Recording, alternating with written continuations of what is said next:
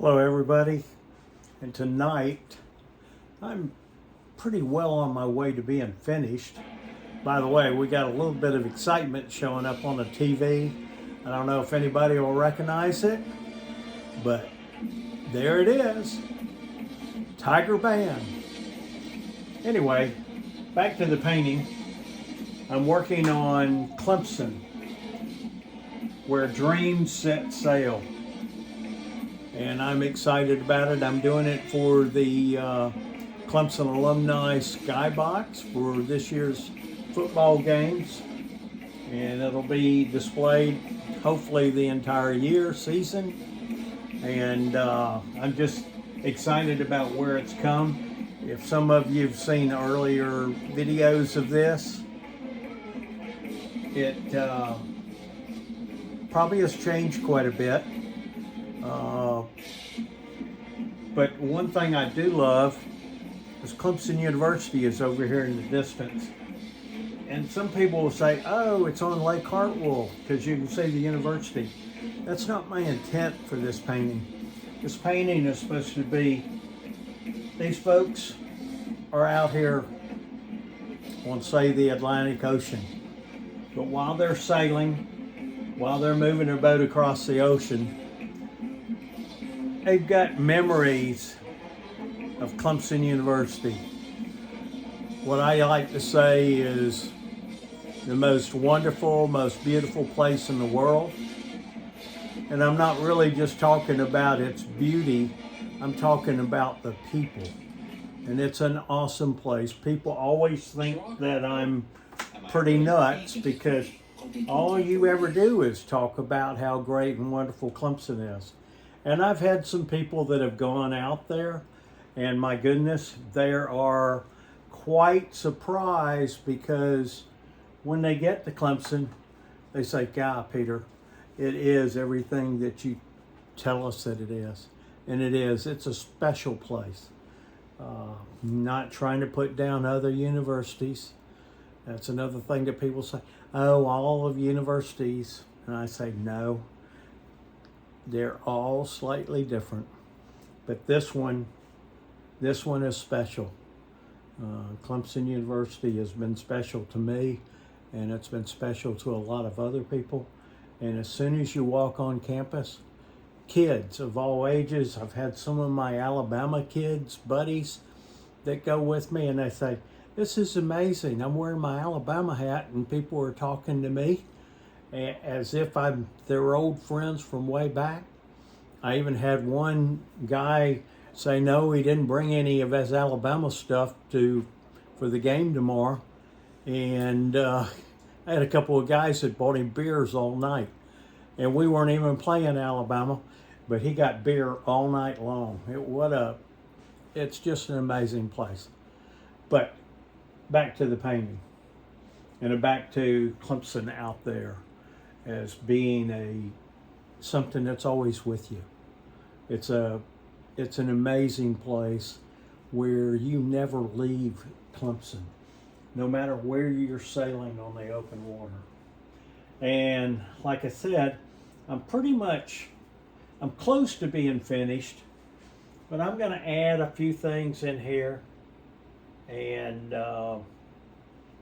kind of give them a little bit more shape, more design, and you might call it mixed media because I'm not just painting.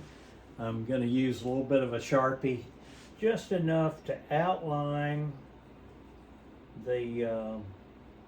some of the main features on the boat to give it some shape. Another thing that I always get tickled with when people say, oh, I can't even draw a straight line. And I'm going, guess what? I'm Peter Grant, an artist, and I can't draw a straight line. I use that straight line awkwardness to enhance my artwork though. I use it as a way, I don't care if it's not exactly straight. Let it be off a little bit, that's fine. Because this is not supposed to be totally realistic. The subject is not totally realistic. And the whole idea is not about realism, but to generate a thought or to generate a memory so that when people in that skybox look at that painting, they're going to think about Clemson, and they're going to think about their memories of Clemson and what Clemson is all about. When I paint my horses and I'm painting a horse of somebody's horse, I don't paint their horse exactly as their horse is.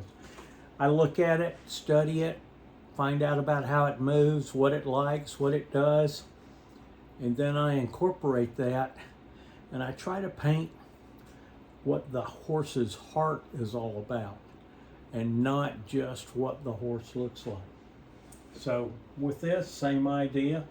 I'm just trying to get an idea and put something on canvas that makes you think about what you love. And I left the cap off the pen just a little too long, and it started drying out, but that's okay.